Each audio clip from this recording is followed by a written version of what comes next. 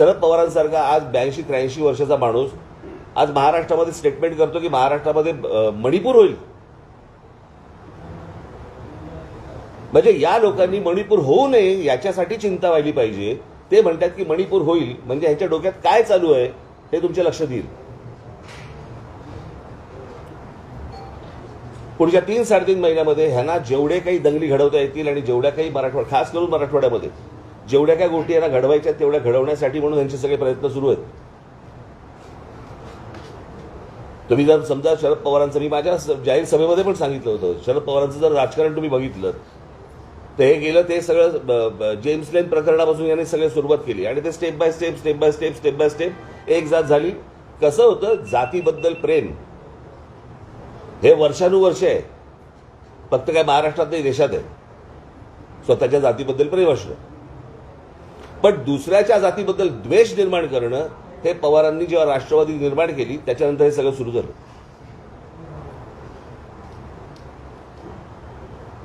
आज माझ्या दौऱ्यामध्ये या लोकांनी अडथळे आणण्याचे प्रयत्न केले. उद्या जर माझं मोहोळ उठलं ना, त्यांना निवडणुकीला एकही सभा पण घेता येणार नाही.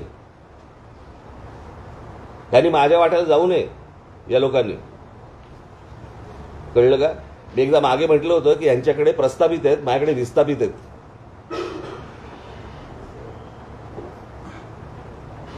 यांनी माझ्या नादी लागू नये या सगळ्या गोष्टींसाठी. तुम्हाला तुमचं राजकारण करायचंय, समाजामध्ये तेढ निर्माण करून विष कालवून ह्यांना कुठचं राजकारण करायचंय?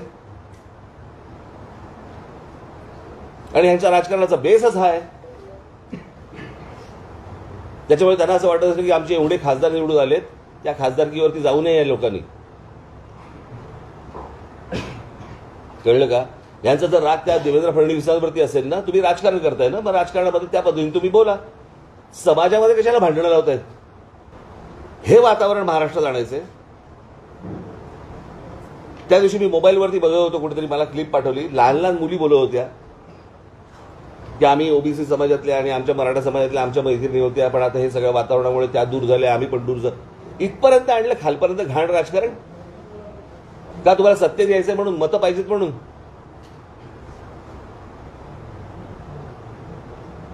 शरद पवारांकडे आज त्या वयाचा बुजुर्ग माणूस सत्ता नेता महाराष्ट्रात आता तरी नाहीये.